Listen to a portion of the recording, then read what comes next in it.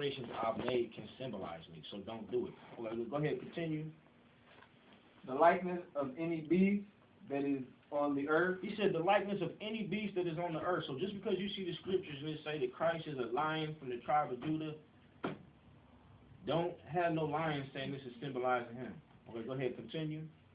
The likeness of any winged fowl that flieth in the air. The likeness of any winged fowl. A lot of churches got doves. I used to go to a church in Jackson. They got an enormous dove on the front of the church, and the pastor used to have doves on his robe. You know what I'm saying? So he's saying don't make the image of any winged fowl that fly in the air. Go ahead, continue. The likeness of anything that creepeth on the ground.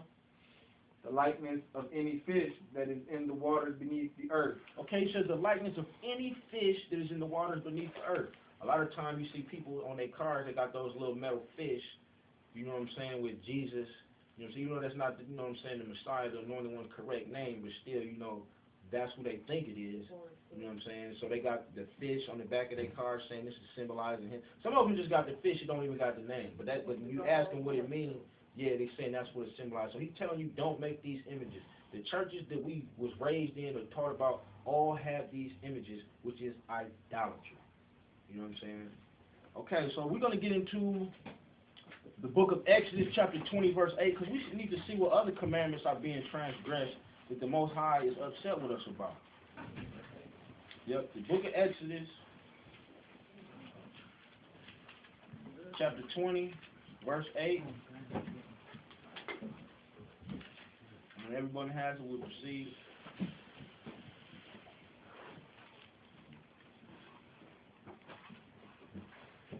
The book of Exodus, chapter 20, verse 8. Remember the Sabbath day to keep it holy. Okay, this is another 10 commandment, the law. Remember the Sabbath day to keep it holy. Remember the Sabbath day to keep it holy. Okay, this was a commandment given to the Israelites. He said, remember to keep it holy. Why did he say remember to keep it holy? Because he knew that we would transgress his law, and we would lose our land, and we would lose our identity, and we would be in captivity in another place where they telling us that we don't have to keep the Sabbath. Why would he say remember it? If these people are in Israel, and this is their form of worship, and everybody in Israel keep the Sabbath, even the Israelis who are not Israelites over there who are in our land right now keep the Sabbath. They haven't forgot. Why would he say remember? Because he knew we would stop doing it.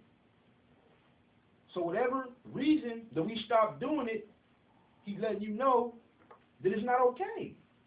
Remember, because you're going to forget. So when you remember, go back to keeping the Sabbath. That makes sense? You know what I'm saying? You might forget for a while, but when you remember, go back to doing that. You know what I'm saying? We're going to see why this happened to us. We're going to go to the book of Romans, chapter 1, verses 25.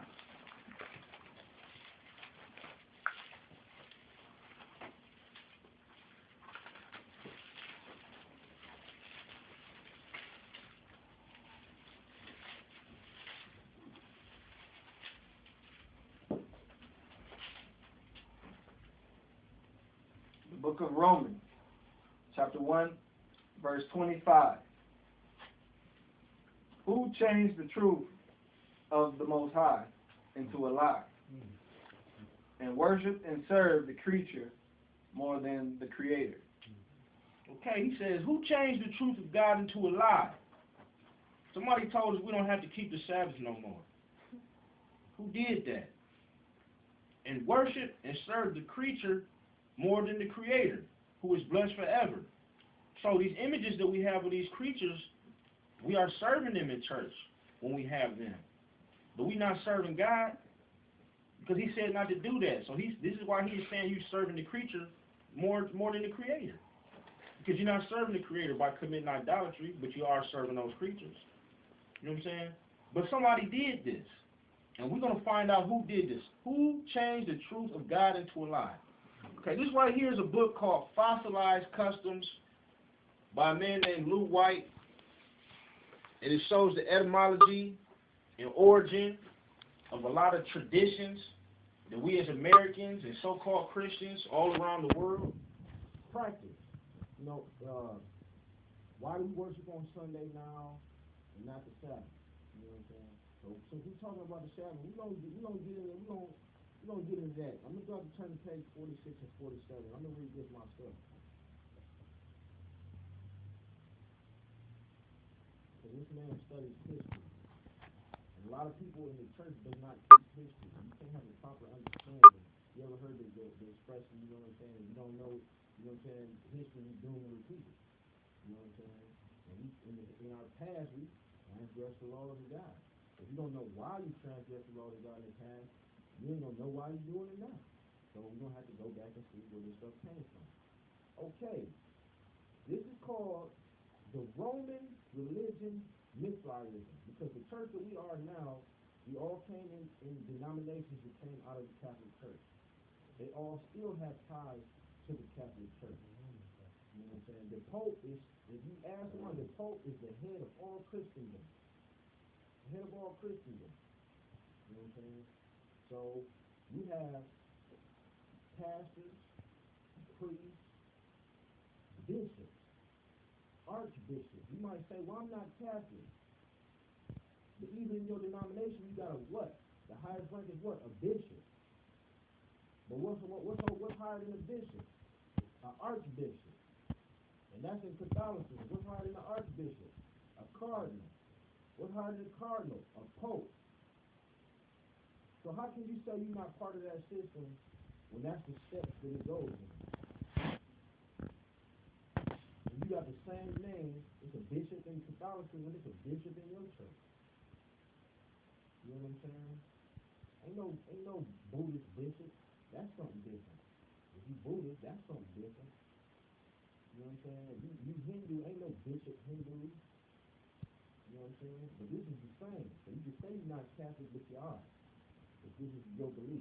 So this is going to look into the Roman religion of Mithraism. This is the Mithraic doctrine. The center of the Mithraic sun cult was at Rome. The leader of the ritual service was titled Pater, Latin for father. That's why they call it priestess. Because Christ said, call no man father. You know what I'm saying? Many in these institutions, not many in your father who you came from in food, you know what I'm saying, but in other institutions. So, inherited by the priestcraft of Catholicism against Matthew chapter 23, verse 9, and they wore cruxes as amulets with costumes of black, having knee-root collars originating from the Indo-Iranian roots.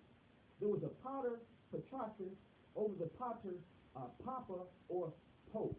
The hierarchy initiated below pater was called brothers. The cult was for men only. For men only. You know what I'm saying? That's why they have an all-boys choir.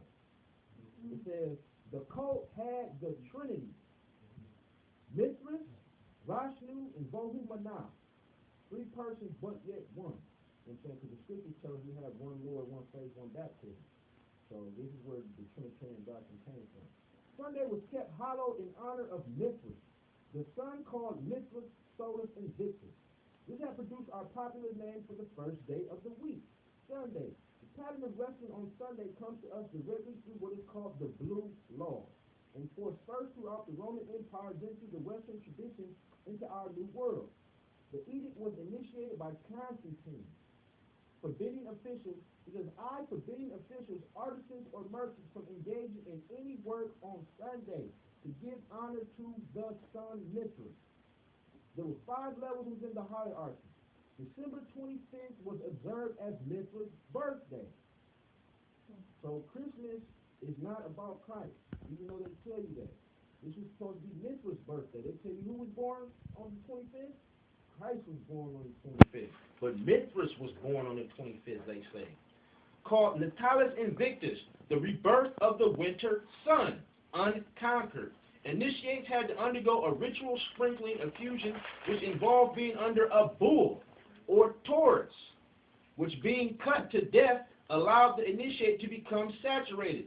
The custom of bloody bullfights seen in Spain harkened back to this cult. The custom of performing Christian baptisms in the spring at Easter time would take on a greater meaning as you learn the following information. Special value is attributed to the moral virtue